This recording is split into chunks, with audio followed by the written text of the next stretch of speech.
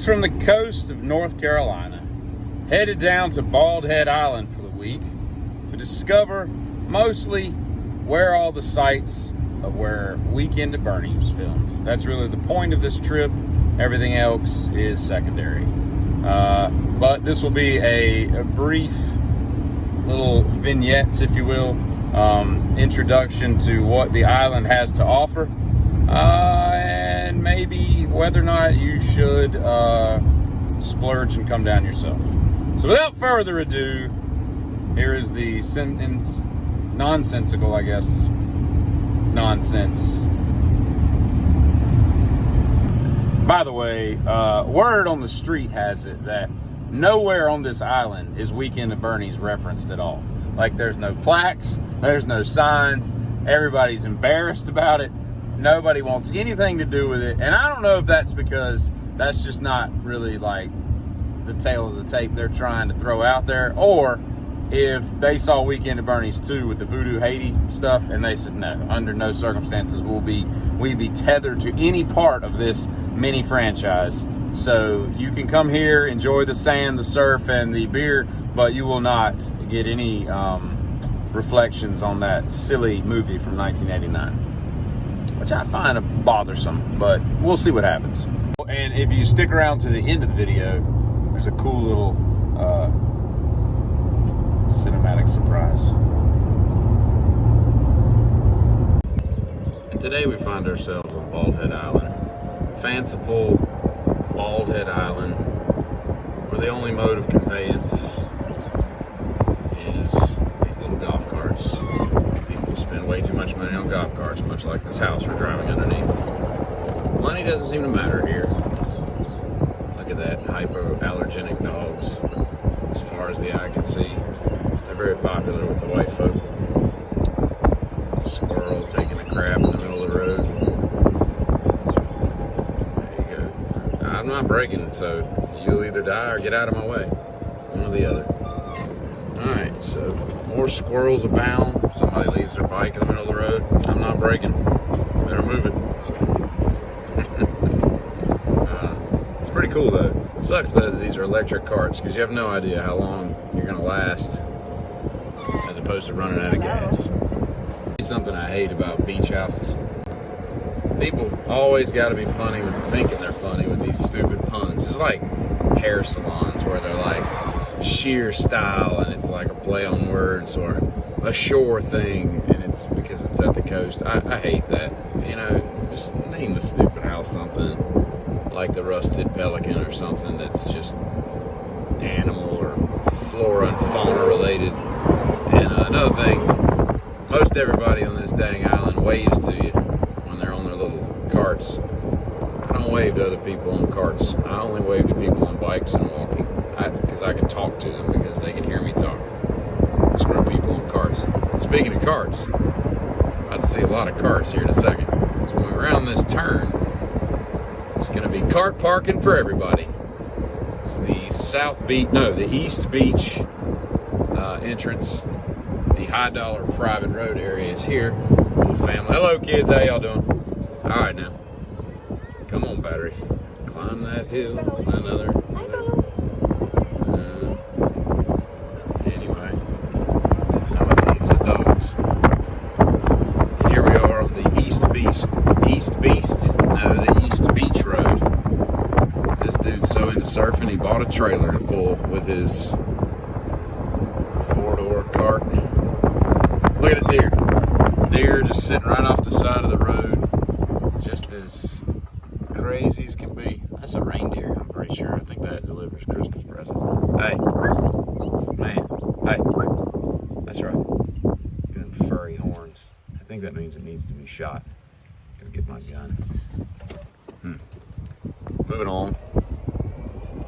I mean, what kind of aquatic deer live at the beach? That's weird, man. It's like all them stupid Mustangs that live at the beach up in North Carolina on the north end of the Outer Banks.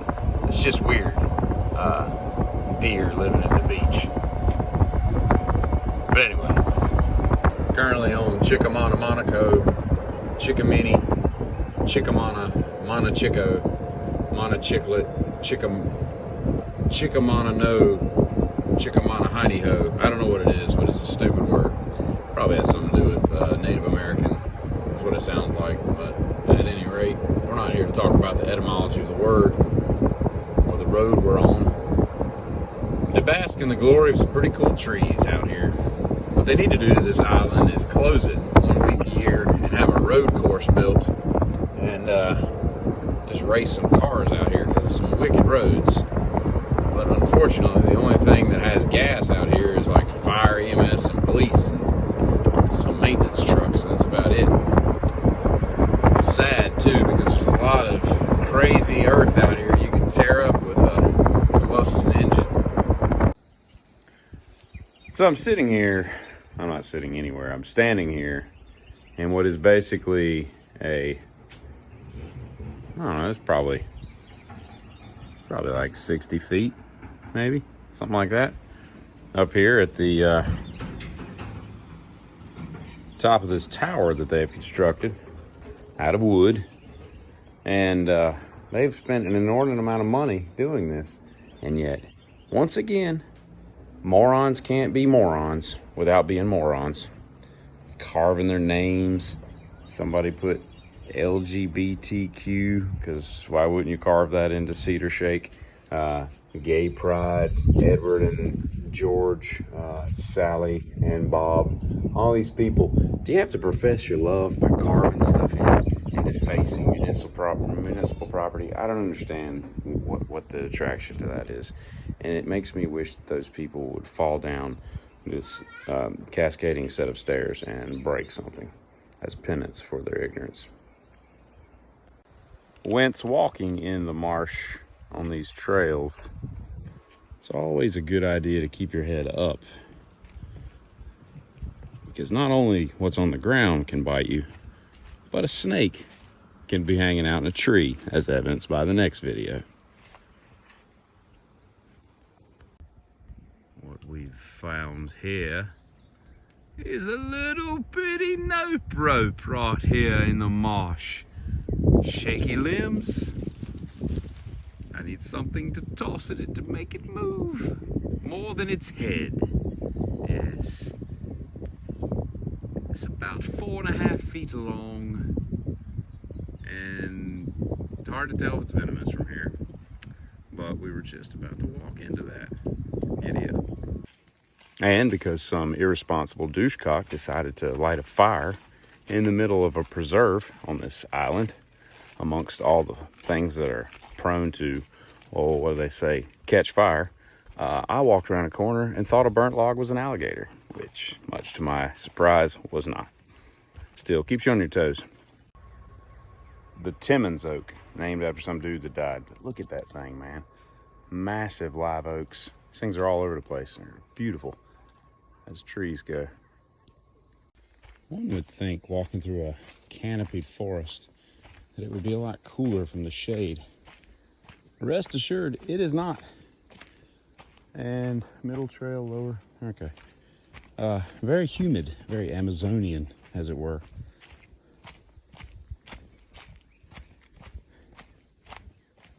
There's an American holly and an American bridge.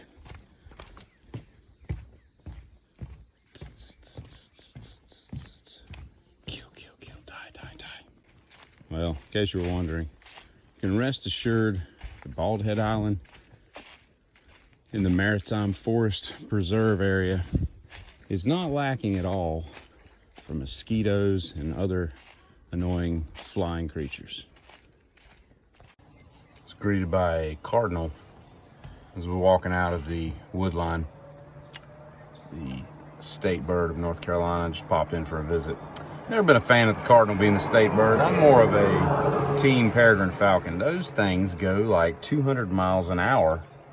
One of the fastest animals on the planet, if I'm not mistaken, but way more badassery stuffed into that can than the stupid little red cardinal. And talk about not being an apex predator and you're cardinal colored. I don't know how those things don't just get eaten by other things that eat birds. And here in the marshland, we see in the distance an egret, a heron, an ibis, an osprey.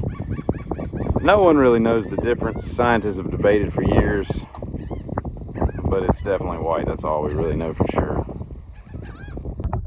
Watching the ships roll in, and then I watch them roll away again. Except not with Kelly McGillis, because she's ugly. I used to listen to this song. My mom would listen to this over and over. She'd have me go upstairs and put it back on again when the album flipped. And oh, I got so sick of it. Thanks, Tom. I mean Maverick. I mean Goot. Pete Maverick. Pete Mitchell. Pete Maverick Mitchell. That's right. And Ugly McGillis. And here we have a blue crab. Caught one of those at a truck stop from a girl one time. One of the worst winters of my life. Just kidding. It was the summer.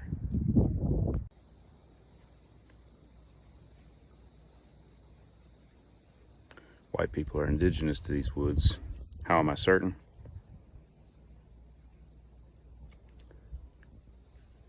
The Carolina bottle tree. White people. Who takes the time to carve effort into a tree? On vacation, no less. Like, who has that kind of time? I guess then again, this is the time to have that kind of time on your hands. In case you're wondering what diesel costs for these ferries, $8,300 for a penance of 1,200 gallons. That's insane. In one of these little turnarounds, not sure which one because there's 800 of them, and the little median is where Jonathan Silverman and Andrew McCarthy, I think that was his name, when they were fleeing from the goon that Bernie hired to kill in Weekend at Bernie's, turned around their little Porsche golf cart with Bernie stuck in the middle of them, and they tied their shoestrings together. One of these little turnarounds is where they filmed that. I just have no idea which one. So I'm going to show all of them. That way, one of them's on there. I was going to play golf this week. $220 for a greens fee. That's a big negative.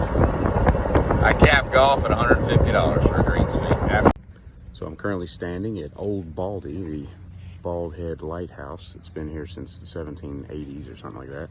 This is in the direct path that Jonathan Silverman and his girlfriend character Gwen walked up to the lighthouse in Weekend at Bernie's, and then he promptly got hit by the light in his eyes, which doesn't exist at the top, obviously. That was a set, and then fell down the very narrow stairs and very hot stairs. Not a lot of air movement going on up there, but beautiful view from all 360 degrees. See if you can find Old Baldy. They got difficult puzzles on this damn island. Been coming by this place about 3 times a day for the last couple days trying to find this alligator that lives in this pond.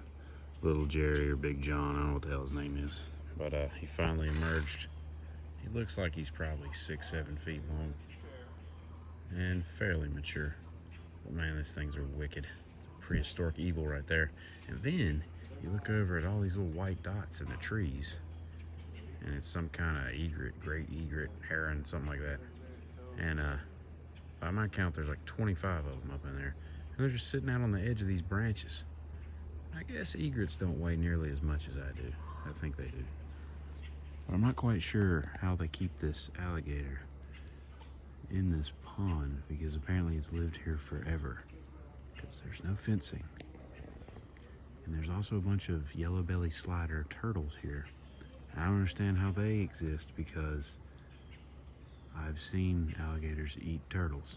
So at any rate, pretty cool though. I'll tell you another thing. If I was a crocodilian or an alligator, I'd be about 1,800 pounds, because I would kill, devour, chew, and swallow everything that was in my path, because I would be the baddest of all apex predators. There'd be nothing left in this lake, because I'd eat it all in about a week. This thing's just chilling here like a raft. You rent it from an overpriced island rental store, just floating along, waiting for something to get in his path. Whereas me, I'd be looking to get in the path of something.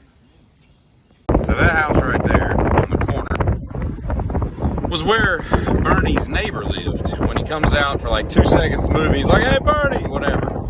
So because I'm insane, I just met the person that's staying there. I was like, "Hey, you live here, you rent here?" He's like, "I'm renting." I was like, "You aware that that's the Weekend at Bernie's neighbor's house?" And he looked at me like I had 7 heads. And then I explained what I was talking about. He's like, "Oh no." And I said, "Is there anything in the house?" And he's like, "No, there's nothing to commemorate the fact that this was in a movie." And I just find that really weird. Like, if my beach house was in any kind of movie, and that was, for the time, a pretty popular movie. I mean, it made, I want to say $60 million or something for its nominal investment. So, I mean, it was a big hit back then. It's silly now.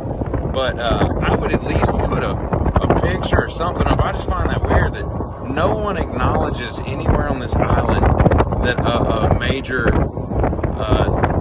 movie was filmed here. It's like they're ashamed of it. And having gone back and watched it 30 years later, I can understand why they would be. It's just odd. Came here to this community garden to just get some cucumbers, because at the market they're $4.99 an ounce. It's crazy. And what are community gardens are for? What? For the community to get stuff out of the garden. It's kind of like give a penny, save a penny, need a penny, have a penny, want a penny, should a penny, can a penny. I'm a pepper, you're a pepper. Wouldn't you like to be a pepper too? But when you come here, these mofos have locked the community garden. So now I gotta hop a fence risking first-degree trespass in this state just to get a couple cucumbers for a salad later today. Unbelievable. The things that they're basically enticing you to do. This is entrapment. This is community gardening entrapment. All right.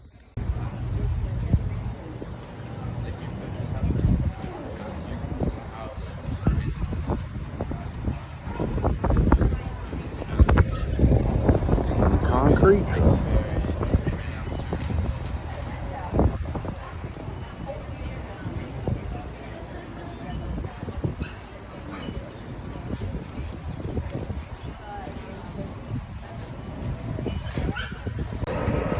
So this ends the week I spent at Bald Head Island. Couple quick retorts to what I originally thought this would be. Bring your wallet, because it's like eating in a ski lodge or a theme park. Nothing's cheap. But the community itself is actually kind of cool. The fact that there's no, everything's just golf carts as far as the eye can see. The flora and fauna and wildlife are amazing. I've seen so many freaking animals this week that I didn't think lived on islands together. So really cool. Just like I said, be prepared to spend some money, but it's kind of worth it when you see all the beauty that surrounds you. So I'll end this with a, what do you call it? A fast forward slow-mo, a slow-mo version of something you might see on the beach if you get up early enough. Giddy up.